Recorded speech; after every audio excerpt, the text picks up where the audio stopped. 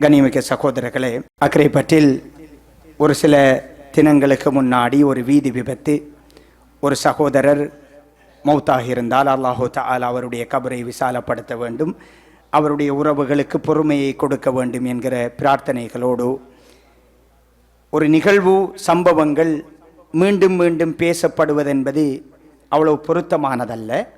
ஆனால் சில படிப்பினைகள் எங்கள் எல்லோருக்கும் அவசியமானது. குர்ஆனில் அல்லாஹு தஆலா ஒவ்வொரு நிகழ்வுகளிலும் அறிவுடையோருக்கு படிப்பினை உண்டு என்று குர்ஆனில் சொல்கிறான். அந்த வகையிலே சில செய்திகளை நாங்கள் புரிந்து கொள்ள வேண்டும். முதலாவது ஓர் அம்சம், அல்லாஹ்வுடைய கலா, நாங்கள் எங்களுடைய தாயுடைய வயிற்றில் இருக்கிற பொழுதே எல்லாம் எழுதப்பட்டிருக்கிறது. அதை நம்பிய சமூகம் எது நடந்தாலும் விருப்பு வெறுப்புகளை தாண்டி அந்த கலாவை நாங்கள் ஏற்றுக்கொள்ள வேண்டும். அது எதுவாகவும் இருக்கலாம். இரண்டாவது ஒரு முக்கியமான ஒரு விஷயம், குழந்தை வளர்ப்பென்பது, பிள்ளைகள் வளர்ப்பென்பது பெரும் சவாலாக மாறியிருக்கிறது. அது ஆன்மீக சூழலில் இருக்கிற பிள்ளைகளுக்கும் அதே சவால் தான், இன்னும் ஒரு சூழலில் இருக்கிற பிள்ளைகளுக்கும் பெரும் சவால் தான். இந்த தலைமுறை ஒரு வித்தியாசமான தலைமுறை. பெற்றோர்கள் முந்திய பெற்றோர்கள் எதிர்கொண்ட சவால்களை விட மிக கடினமான சவால்களை எதிர்கொள்கிறார்கள் என்பது உண்மை. அதே நேரத்தில் ஒரு சில விடயங்களை நாங்கள் மறந்துவிடக் கூடாது. ஒரு பருவத்தை அடைந்த பிறகு அவர்களை நெறிப்படுத்த முயற்சி செய்வதை விட சிறு வயதில் இருந்து அவர்களை நெறிப்படுத்துதல் என்பது மிக மிக அவசியமானது. பெற்றோர்கள் எல்லோரும் அதற்கு தியாகம் செய்யணும். எல்லோருமே இப்படியான நிகழ்வுகளை யாரும் விரும்ப மாட்டார்கள். அதற்கெதிராக பல உபதேசங்களை நிச்சயம் செய்திருப்பார்கள், அதில் மாற்று கருத்தே கிடையாது. ஆனால் அது நீண்ட நாள் தொடர்ச்சியாக சிறு வயதில் இருந்து வழங்கப்பட வேண்டும். ரசூலுல்லாஹி ஸல்லல்லாஹு அலைஹி வஸல்லம் அவர்கள் அவருடைய பேர குழந்தை சிறிய வயது தவழ்கின்ற பருவம், பள்ளியிலே ஜகாத்துல் ஃபித்ர் ஈத்தம்பழம் குமிக்கப்பட்டிருக்கிறது. சிறிய குழந்தை அந்த பழத்தை சாப்பிடுவதில் குற்றமும் கிடையாது. அந்த குழந்தை அந்த பழத்தை எடுத்து சாப்பிட்ட பொழுது அல்லாஹ்வுடைய தூதர் பார்க்கிறார்கள், ஓடி சென்று அதை வாயில் இருந்து வெளியேற்றி இது நமக்கு சொந்தமானதல்ல என்பதை பதிவு செய்கிறார்கள். சுப்ஹானல்லாஹ். இந்த பயிற்சி, இந்த அணுகுமுறை நீண்ட காலம் வீட்டுச் சூழலில் நடந்தால்தான் ஒரு நல்லதொரு அவுட்புட்டை பார்க்கலாம். அப்படி இல்லாவிட்டால் வெறுமனே உள்ளே செலுத்துதலும் வெளியே வருதலும் என்கிற ஒரு சூழல் தான் இருக்கும். அதே போன்று தயவு செய்து பிள்ளைகளை இந்த மெட்டீரியல் திங்ஸ் கொடுத்து சந்தோஷப்படுத்தணும் என்று நினைக்காதவங்க. அவனுக்கு ஒரு ஃபோனை வாங்கி கொடுக்கணும், அவனுக்கு ஒரு கட்டாயம் அவசியமானது தான், தேவையானது தான். அதற்கென்று ஒரு தேவையான வயது இருக்கும், அதற்கென்று தேவையான ஒரு பருவம் இருக்கும். அதை பயன்படுத்தக்கூடிய பக்குவ மனோநிலை அவருக்கு வந்திருக்க வேண்டும். இந்த விஷயங்கள் எல்லாமே இருக்குது. ஃபாத்திமா ரலியல்லாஹு அன்ஹா அவர்கள் ரசூல் ஸல்லல்லாஹு அலைஹி வஸல்லம் அவர்களிடம் பணியாளர் உதவிக்கு கேட்கிறாங்க. ரசூலுல்லாஹ்விடம் பணியாளர்கள் இருக்கிறாங்க, அடிமைகள் பிடிக்கப்பட்டிருக்கிறாங்க. தண்ட மகளுக்கு ஒன்றை கொடுத்திருக்கலாம், கை புண்ணாகிட்டு அல்லாஹ்வுடைய தூதர் கரங்களை பிடித்து விட்டு மகளுக்கு சொல்றாங்க, மகளே, பணியாளர்களை விட மிகச்சிறந்த ஒன்றை உங்களுக்கு கற்றுத்தரட்டுமா? நீங்கள் தூங்குகின்ற பொழுது 33 தரம் சுபஹான் அல்லாஹ், 33 தரம் அல்ஹம்துலில்லாஹ், 34 தரம் அல்லாஹு அக்பர் என்று சொல்லிவிட்டு தூங்குங்கள், அது பணியாளரை விட சிறந்தது அப்படி என்று கற்றுக் கொடுக்கிறாங்க. பொய்லஸ் கோழி மாதிரி வளர்க்கணும் என்று பிள்ளைகளை நினைக்கல. பிள்ளைகளுக்கு நிச்சயம் கஷ்டங்கள் தெரிய வேண்டும். கஷ்டங்கள் தெரியாத பிள்ளைகள் வலிகளை சுமக்க மாட்டார்கள், பொறுப்புகளை ஏற்க மாட்டார்கள், பொறுப்புணர்வோடு நடக்க மாட்டார்கள் என்பது எல்லோராலும் ஏற்றுக்கொள்ளப்பட்ட ஒரு விடயம். எனவே நாங்கள் எல்லோரும் நல்லா வரணும் என்று தான் அதை செய்கிறோம். ஆனால் அதற்கான முன்னாயத்தங்கள் சூழல்களை உருவாக்கிட்டு பொருத்தமில்லையா சாத்தியங்களை பார்த்துவிட்டு அது தொடர்பாக யோசிக்க வேண்டும். கண்ணியமிக்க இந்த இளம் தலைமுறைகளை பொறுத்த வரைக்கும் பொறுமை இழந்த ஒரு சமூகமாக மாறிக்கொண்டிருக்கிறாங்க. அவங்கள்ட்ட மாஷா அல்லாஹ் நிறைய கட்டித்தனங்கள், எங்களிடம் இல்லாத பல முயற்சிகள், புரிதல்கள் எல்லாமே இருக்கின்றன. இந்த தலைமுறையின் வேகம் எந்த அளவுக்கு இருக்கிறது என்றால், ஒரு சிறியதொரு வீடியோ வரும், அது டவுன்லோட் பண்ண கொஞ்சம் தாமதமான அதை பார்க்கவே மாட்டாங்க. அதை வெயிட் பண்றதுக்கு கூட பொறுமை இல்லை. மிக மிக வேகமாக செயற்பட்டு கொண்டிருக்கிறார்கள். கண்ணியமிக்க சகோதரர்களே, அடுத்தவர்களுடைய மூத்தவர்களுடைய அனுபவங்கள், பெற்றோர்களுடைய வார்த்தைகளை மதியுங்கள், பொறுமையை கடைபிடியுங்கள். வாகனம் வேகமாக செலுத்துதல் என்பது எங்களுடைய ஆற்றலே கிடையாது. யாரும் மாஷா அல்லாஹ் இது இன்னொரு டேலண்ட் என்று சொல்லி இந்த புள்ள இன்னும் அழகா ஓடுறான் கெட்டிக்காரன் என்று எவரும் சொல்றல, எல்லோரும் திட்டி தீர்ப்பார்கள், எல்லோரும் பிள்ளையாக பேசுவார்கள். ஏன் இப்படி போகிறார்கள் என்று யோசிங்கள். பெண் பிள்ளைகள் உட்பட உங்களை பிள்ளையாகத்தான் சிந்திப்பார்கள். நீங்கள் நினைக்கிறீர்கள் இது கெத்தா இருக்கும், இது ஸ்டைலா இருக்கும், அப்படி நினைச்சு போறது. இங்கு யாரும் உங்களை தவிர மற்ற எல்லோருமே உங்களை தவறாகத்தான் புரிந்து கொள்கிறார்கள். உங்கள் பெற்றோர்கள் தவறாக புரிந்து கொள்கிறார்கள், சகோதரர்கள், நண்பர்கள். எங்களுடைய சமூக பரப்பில் ஒரு வார்த்தை சொல்லுவார்கள், அந்த வார்த்தையை பயன்படுத்தி உங்களை அடையாளப்படுத்துகிறார்கள்.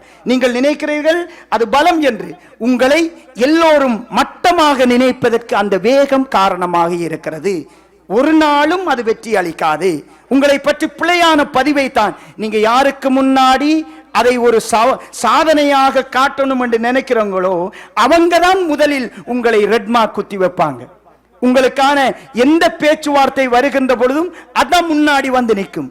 எனவே தயவு செய்து அடுத்தவர்களுடைய, பெற்றோர்களுடைய, மூத்தவர்களுடைய அனுபவங்களை, அவர்களின் வார்த்தைகளை மதியுங்கள். அப்படி மதிக்காத பொழுது நிச்சயம் வலிகளைத்தான் சுமக்க வேண்டி வரும். மூசா அலைஹிஸ்ஸலாம் அவங்கள அல்லாஹ்வுடைய தூதர் சந்திக்கிறாங்க. 50 வக்து தொழுகையோடு வாராங்க. அல்லாஹ்வுடைய தூதர் சந்தோஷமா வாராங்க. மூசா அலைஹிஸ்ஸலாம் சொல்றாங்க, முஹம்மதே உங்களோட சமூகத்துக்கு இது கஷ்டம், குறைச்சிட்டு வாங்க.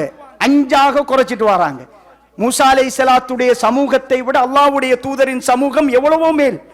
மூசா அலைஹிஸ்ஸலாத்துடைய சமூகம் நீங்களும் உங்கள் ரப்பும் போய் போராடுங்கள் என்று சொன்னவர்கள். அல்லாஹ்வுடைய தூதரின் சஹாபாக்கள், யா ரசூலல்லாஹ் நீங்கள் கடலில் குதிக்க சொன்னாலும் குதிப்பதற்கு தயார் யா ரசூலல்லாஹ். அம்புகளை ரசூலுல்லாஹ்வுக்காக நெஞ்சிகளில் தாங்கியவர்கள். ரசூல் ஸல்லல்லாஹு அலைஹி வஸல்லம் அவர்கள் மூசா அலைஹிஸ்ஸலாத்தை பற்றி சொல்லவில்லை, மூசாவே உங்களுடைய சமூகம் மாதிரி என்ற சமூகம் அல்ல, அவர்கள் எங்கோ நிற்கிறார்கள். 50 வக்து தொழுகை சர்வசாதாரணமாக என்னுடைய வார்த்தைகளுக்கு கட்டுப்பட்டு செய்வார்கள் என்றெல்லாம் பேசவில்லை.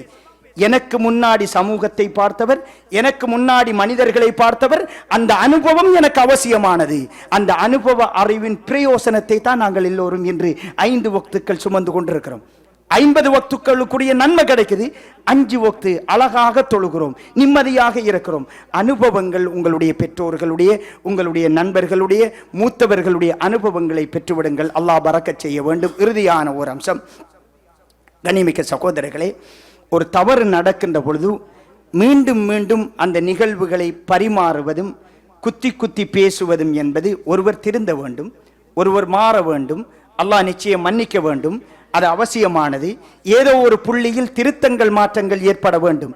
ஒருவர் திருந்தவே முடியாத ஒரு மனோநிலைக்கு தள்ளிவிடக் கூடாது. அதிலும் குறிப்பாக ஒரு சமூகமாக இந்த செயலை செய்யக்கூடாது. இன்னொரு முக்கியமான ஒரு அம்சம், வீதி விபத்துக்கள் என்பன வெறுமனே வாகனங்களால் மாத்திரம் வரல, கால்நடைகளால் வருகின்றன. ஒரு நாட்டு வைத்தியத்திற்காக ஒரு இடத்துக்கு சென்றிருந்த பொழுது ஒரு மாற்று மத சகோதரர் அவருடைய தந்தையை அழைத்து வந்திருந்தார்.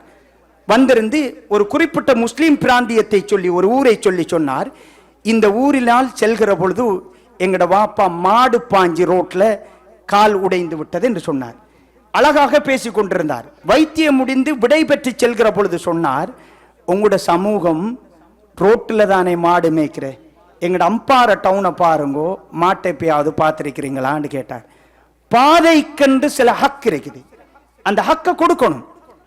கட்டாயம் பிரதேச சபை, மாநகர சபை இது தொடர்பாக தயவு தாட்சண்யம் இன்றி நடவடிக்கை எடுக்கணும்.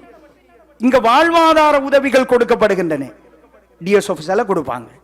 ஆனா மாடை கொண்டு போய் பிடிக்கணும் பிரதேச சபை, மாநகர சபை. வாழ்வாதார உதவிகள் கொடுக்கப்படுகின்ற பொழுது கட்டாயம் இதை மேய்க்கக்கூடிய சூழல் அவருக்கு இருக்குதா?